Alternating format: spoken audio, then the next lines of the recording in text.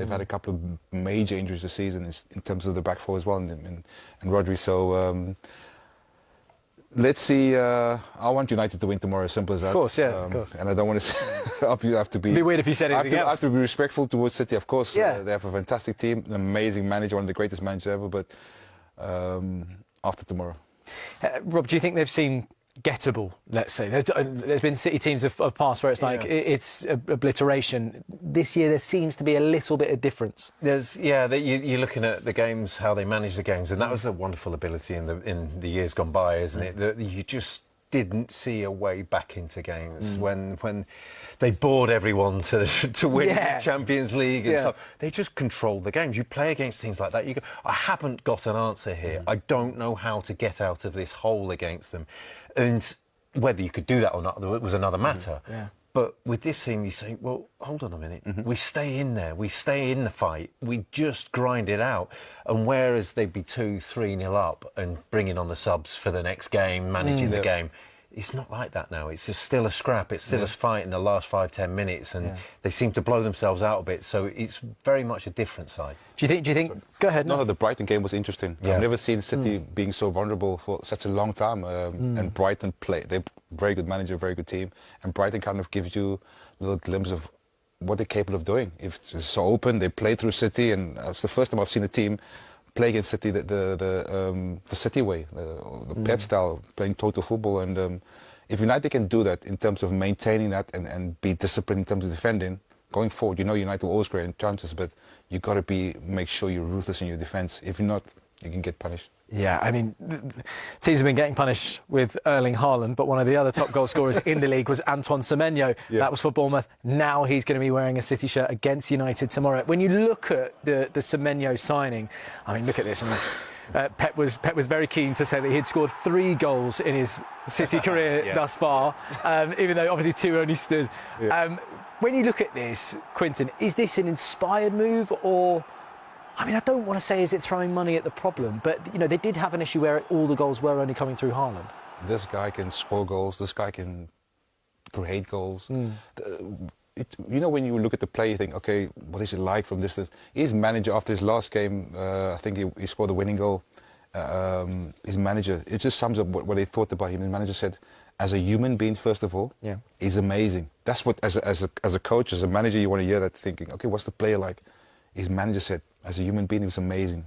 As a player, fantastic. For me, boom. That's the first thing you want to hear as a manager. But as a player, oh my! I wish I was wearing a red jersey. Yeah. Honestly, that's my honest truth. I wish he was on the red side. But what a player! Can go left and right. You saw the goal at Old Trafford he scored against United. Explosive 1v1. Can create chances. And at the top, he's a good guy. Yeah. It's a no-brainer. The dangerous thing as well is that he started his kind of Manchester City career. Obviously, they played against Exeter. He started on the left. Then he played against Newcastle. He was playing on the right with Doku on the other side. I mean, now there's no excuse, I guess, for City to start banging in those goals from other places, right, Rob? Well, you're looking at him thinking, how do we utilise him? And however you want. It's a wonderful tool for Pep to have, and you're thinking, oh, Doku plays better when people are up close to him, someone to bounce off and some to create different passes, different angles. You can leave him on his own, and he'll do something for you. And whether it's direct or coming inside, he does it at different stages up the pitch. When he goes really high, he says, right, I'm going to go out there on the outside. And when his teammates understand, and know what he can do, all of a sudden it's going to get better and better. So it's one that you're thinking, it's great to start. It could get even better. Quinton, there's something that I guess you are the perfect person to answer this. Obviously, you came into that Manchester United side, after a treble win. They brought me to improve the team. But you know that feeling, but it's true though, because Antoine will be going into Manchester City and surrounded by Ballon d'Or winner, the best striker in the world. Players that have gone out there and won something. How would that have felt for him walking into that dressing room? He would, of course, with his mentality, you've seen, he settled in very well. But you got to go in there, not with an ego. You got to have self-belief.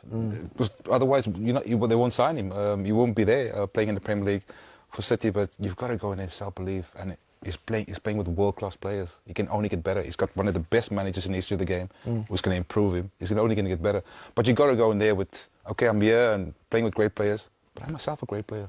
Is that what you did when you went into that side? No. No. Why? What was your first day like? Did you walk in? I worked my way up a little bit. I looked around the change room, saw Ricky, some gigs, yes, it was cozy. I thought to myself, okay, just calm down. Yeah. Breathe, take your time, but is it different? Every player is different. Yeah. I just worked my way. I was at the mentality of, I don't care where I play. Yeah. I just want to play. If the manager asked me, the boss asked me to play left back this week, central midfield, left wing, I didn't care. I just wanted to play for Manchester United. Yeah. Well, Manchester United are preparing to take on City tomorrow. We're wondering what Michael Carrick's Man United will look like. We asked our resident tactico Pythagoras in Boots to look at what we can expect from Carrick ball and who could be the winners and losers in the post-Amorim era. Over the course of Carrick's 3 seasons at Middlesbrough, they ranked consistently first or second for goals, shots on target, possession. So statistically, Carrick was a very effective championship coach. Now, from a tactical perspective, Borough built up in a back three with one full-back push. The last time we were on Team Talks, Ruben Amorim was very much in charge of Manchester United, and then that all changed very quickly. Michael Carrick's at the wheel. How do Man United fans feel? Honestly, I was just saying to Miguel before, I feel really disappointed at where the football club has gone. I'll back Michael Carrick, Steve Holland, Jonathan Woodgate coming in. I'll back anyone that's in charge of Manchester United. But I think, I've said it many times, it doesn't matter who is in charge. It is such a difficult job. The outside noise from the media, people talk about Ruben playing a back three. Darren Fletcher comes in, he's a good mate of mine. I love the guy, plays a back four. How did that work out? If you don't have the players that can fit the system a coach is trying to play, and fundamentally, the signings and the players have not been good enough for far too long now. So, for me, there's not really much pressure on Michael Carrick because the expectations for Manchester United, I can't speak for every Man United fan, but the problems for me are the people above at Manchester United. It's not the players necessarily, it's not the ownership, it's not the manager, it's the ownership and the decisions that have been made. And when Ineos came in and Omar Barada and Jason Wilcox, I felt really optimistic. But now, I don't. Well, Michael Carrick is going to be in charge, and his first game is going to be the Manchester derby. He's the 8th different manager post Sir Alex Ferguson to be taking charge of United in a Manchester derby. What a game to be starting with. Yeah, I mean, it couldn't come bigger, really. Could have maybe other than a game against Liverpool, given the rivalry. I have to say, I mean, obviously, Carrick this week beat out his old teammate, Ole Gunnar Solskjaer. Actually, did they play together? They did, actually, for a season. And that apparently came down to, I suppose, as much prospects for the future as kind of current reputation and that. But in relation to kind of this fixture, it's hard not to feel maybe they should have just brought in Solskjaer for one game, given he actually has an incredible record against City. Like I said to you, don't be surprised we'll get an announcement tonight. Man United probably will. No, I mean, I do have to say, I think it makes much more sense to go with Carrick for the medium term. I mean, one of the things I heard was, obviously this is going to have no impact on the permanent successor in the summer. But they are thinking that if we get the right interim now, maybe it can be a figure close to the club who can be trained up potentially to take the job in the future. Yeah. And obviously with Solskjaer, I suppose, I mean, we know they're not going to go back there, really. That story's been done a little bit. So it would have felt a little bit of a backward step, perhaps. That's no real comment on Solskjaer, whereas Carrick at least gives maybe, it's a different feel. And he is a bright young coach. I mean, okay, he had an encouraging stint at Middlesbrough, even if it didn't end all that encouragingly. But there's promise there. I think it's really going to be interesting to see how he does over the next few months, and starting with this game tomorrow, particularly how he sets up. You also make a very good point about the summer, because there could potentially, especially after a World Cup, be a host of top managers available. But the thing is, though, at this moment in time, which manager really wants to come to Manchester United? Because ideally, I'd love someone like Ancelotti, right? But in a dream world, that would be my best case scenario. But you look at this club, and I was really optimistic. I thought Ruben Amorim was going to be the man that was going to turn us around. But you need quality players. Now, we've brought in Cunha and Mbeumo. I think Mbeumo's been a fantastic signing. But other than that, I don't think Cunha's been anywhere near the levels we expected him to be at. So Thomas Tuchel could be available after the World Cup. Mauricio Pochettino could be available. But I just think, you look at the way, this is a whole other story in itself, but Real Madrid, Xabi Alonso goes, Arbeloa goes straight in there. Manchester United are thinking on their feet, aren't they? There's no real plan in place. Well, that's it. And I suppose one of the things, had they got Solskjaer in particular, it would have just, like, I mean, that's where they were 5-6 years ago. When obviously, as you say, Sir Jim Ratcliffe buying the kind of minority stake was supposed to signal a new future. It seems like they keep taking backwards steps. Now, I've been, obviously, as a journalist, been kind of writing on this the past 2 weeks, talking to people around the club. There is an interesting one there. Like you were mentioning about Ancelotti. And like from speaking to someone at United, they were saying, as promising as they know that Amorim was as a coach, and let's not forget, like before he joined United, everyone in Europe was looking at him from Liverpool to Barcelona. But what was put to me is, with a club like United or of that size, you don't really know how they're going to respond until they're in the door. And now there's maybe a little bit of a feeling that for all Amorim's promise, he just maybe wasn't quite ready for a job of that magnitude, as we could see in some of the decisions. Also, one thing that has been stressed to me a lot, but only time will tell on this, is that the club feels the structure around the manager is completely different now than it was in October 2024. They feel they've got more of a structure. They've made like big appointments, and on recruitment as well. They're talking about how we won't see the effects in this for a little while yet, but they feel they've got a recruitment structure much more data-led, something like the way the best-run clubs do it in that regard. You're giving me hope, Miguel, but I think the way that Manchester United has been run in recent years, the recruitment has been abysmal. I do think, regardless of the structure, a club like United does actually need someone that can carry the weight of what it is. And that's why I suppose you are talking about coaches then like Tuchel. But if they go for Tuchel, I mean, he obviously wants to be in the World Cup till the 19th of July. That's quite late in the summer. Yeah, fair enough. Good point. I want to go back to another point you made, which is also very interesting. What will we see in terms of setup in the Manchester derby from Carrick? What do you think he'll change immediately? What's your feeling about what he can change immediately? Well, we know his system he likes to play, but I think fundamentally he knows the heart and desire.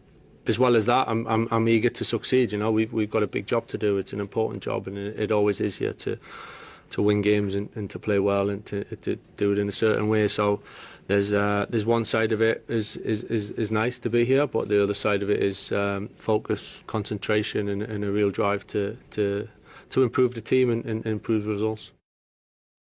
When you don't have any info, don't give info to the players and focus on yourself. So this, maybe with a lineup tomorrow you have an idea.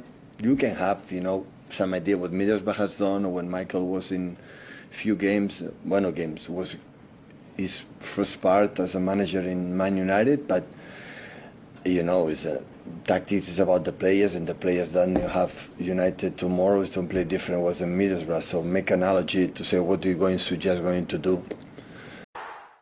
Welcome back to the final part of Team Talks. We're going to turn attention now to Forest and their clash against league leaders Arsenal.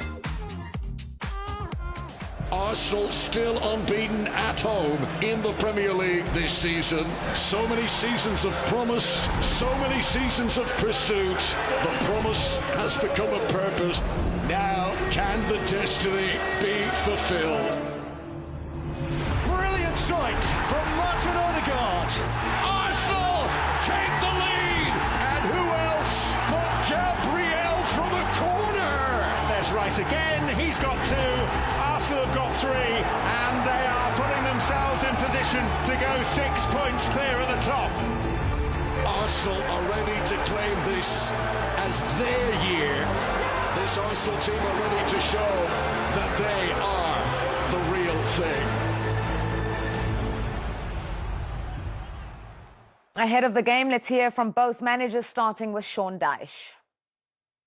You've got to do all the basics well. Your shape's got to be good. You've got to work hard out of possession. And you've got to work and wait for your opportunities sometimes. They keep the ball well. They've been productive. They get the ball forward quicker than they have done previously. Everyone talks about their set pieces, but they're not just a set piece outfit, that's for sure. They're a very strong outfit. So I think it got ready on all levels, you know, and I think that's what we're looking to be.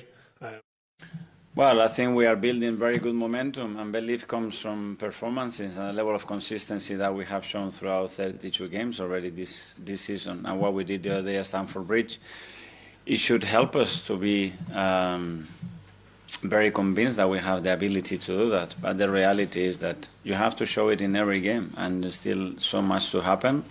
But we are glad that we are still alive in the 4 competitions.